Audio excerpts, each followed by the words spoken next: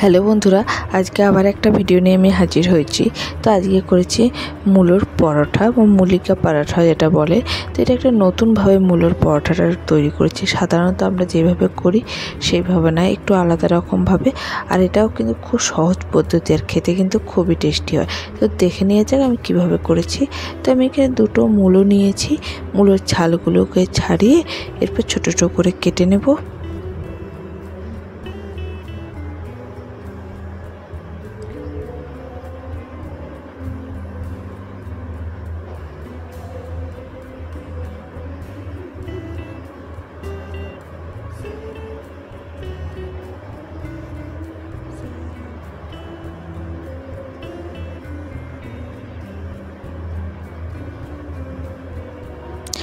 তো এরপরে একটা চপার নিয়েছি। তো এতে আমি দিয়ে দেবো মূলোগুলো, যেগুলো আমি ছোটো ছোটো করে কেটে নিয়েছি।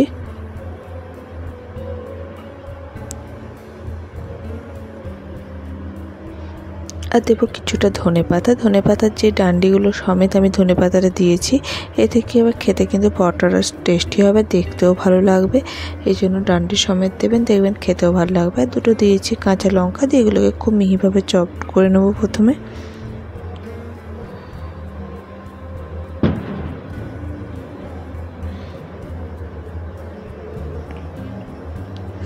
দেখুন খুব মিহিভাবে চপড হয়ে গেছে। তো এটাকে এবার আমি একটা বড় বাটির মধ্যে ঢেলে নেব।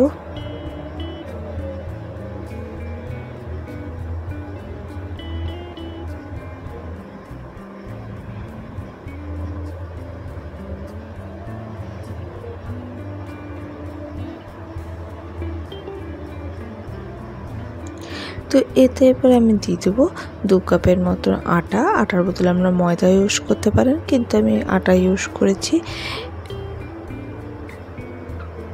এতে দেবো 1 টিস্পুনের মতো আজওয়াইন, যেটাকে আমি হাতে ভালো করে একটু গুঁড়ো করে দিয়ে দিয়েছি। আর দেবো 1 চামচ সাদা তেল, আর লবণ দেবো 1 টিস্পুনের মতন, দিয়ে ভালো করে মেখে নেবো। এতে কিন্তু আমি কোনো জল ইউজ করব না, যেহেতু মূলোর থেকে অনেকটা জল বেরোয়, সেই জন্য সেই জলেই পুরোটা মাখা হয়ে যাবে। দিয়ে এটার একটা ডো তৈরি করে নেব।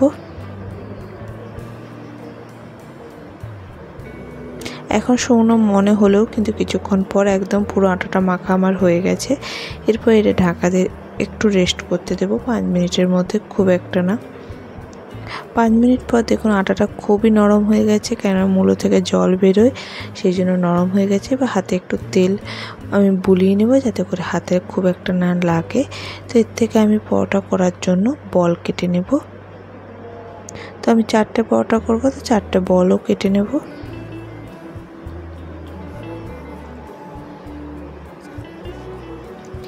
তো এরকম একটা চাকতির উপর, রুটি যে বেলার চাকতি হয় তার উপর একটা পলিথিন দিয়ে দিয়েছি। আপনাদের কাছে থাকলে বাটার পেপার সেটা ইউজ করতে পারে, আমার কাছে ছিল না, তাই আমি পলিথিনের দিয়েই করছি। দিয়ে একটু তেল ব্রাশ করে নেব, যাতে পরোটাটা বেলার সময় এটাতে গায়ে না লাগে পলিথিনের। দিয়ে হাতে করে এইভাবে পলিথিনের উপর একটা লই দিয়ে এইভাবে হালকা প্রেস করে দেবো, দিয়ে হালকা করে বেলে নেব।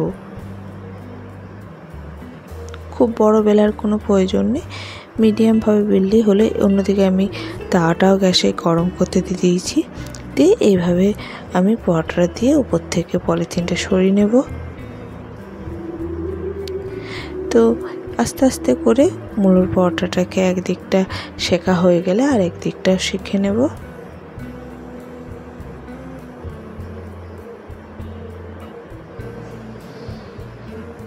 দিয়ে উপর থেকে আমি তেল দিয়ে দেবো, দিয়ে এপিট ওপিট ভেজে নেবো। আপনারা চাইলে ঘিও দিতে পারেন।